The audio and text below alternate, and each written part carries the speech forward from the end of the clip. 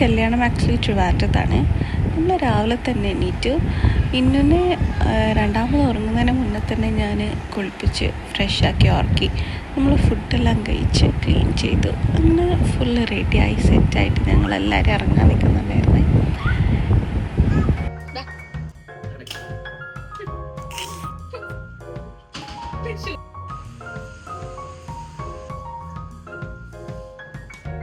അങ്ങനെ ഞാനും ഇന്നും ഫുള്ള് റെഡിയായി. ഇന്നോൻ്റെ കുറച്ച് ഡ്രസ്സുകൾ എക്സ്ട്രാ എടുത്ത് പാക്ക് ചെയ്ത് വെച്ചിട്ടുണ്ടായിരുന്നു. അങ്ങനെ ഞങ്ങളതെല്ലാം എടുത്ത് ഞങ്ങൾ ഏകദേശം ഒരു 8 മണിയല്ല 8:30 ആയപ്പോഴാണ് തോന്നുന്നു ഞങ്ങൾ ഇറങ്ങിയത്. അങ്ങനെ എനിക്ക് തോന്നുന്നൊരു 2.5 hours അല്ലെങ്കിൽ ഒരു 3 hours ഓവറോൾ ഞങ്ങൾ അത് കഴിഞ്ഞപ്പോൾ എത്തി. 11 മണിയൊക്കെ ആയി എത്തിയപ്പോൾ.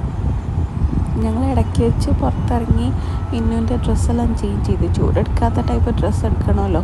അങ്ങനെ ചൂടെടുക്കാത്ത ടൈപ്പ് ഡ്രസ്സൊക്കെ ഇട്ട് കൊടുത്തു. അത് അധികം ചൂട് കൂടുതലാണ് ഇന്നുവിന്. അങ്ങനെ അതെല്ലാം ഇട്ട് ഞങ്ങളൊരു 11 o'clock ആയപ്പോൾ ഓഡിറ്റോറിയത്തിലെത്തി.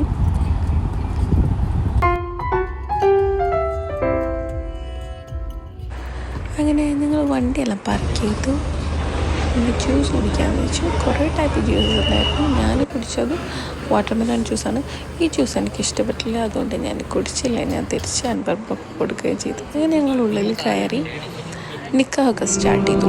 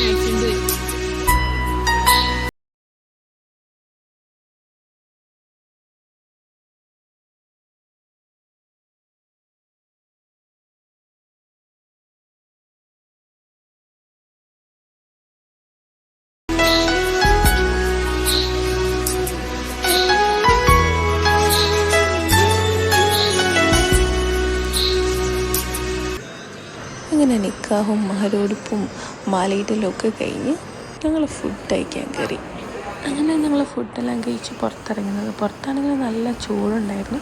ഞങ്ങൾ കുറേ ഫാമിലി മെമ്പേഴ്സൊക്കെ ഉണ്ടായിരുന്നു. അവരൊക്കെ കണ്ട് സംസാരിച്ചിട്ട് ഞങ്ങൾ തിരിച്ച് വീട്ടിലേക്ക് പോകാൻ റെഡിയായി. കാരണം എന്താണെന്ന് വെച്ചാൽ ഒരു 2 മണിക്കുള്ളിൽ തന്നെ മാരേജും എല്ലാം കഴിഞ്ഞ് അവർ പാക്കപ്പ് ചെയ്തിരുന്നു. കാരണം ബ്രൈഡിനൊരു എക്സാം ഉണ്ടായിരുന്നു. അപ്പോൾ ഞങ്ങൾ തിരിച്ചിറങ്ങി. ഇന്നിട്ടാണെങ്കിൽ നല്ല ഉറക്കത്തിലായിരുന്നു. വണ്ടിയിൽ കയറിയപ്പോൾ ഉണരുകയും ചെയ്തു. വാപ്പൻ്റെ കൂടെയായിരുന്നു ഫുള്ള് ഇരുന്നത്.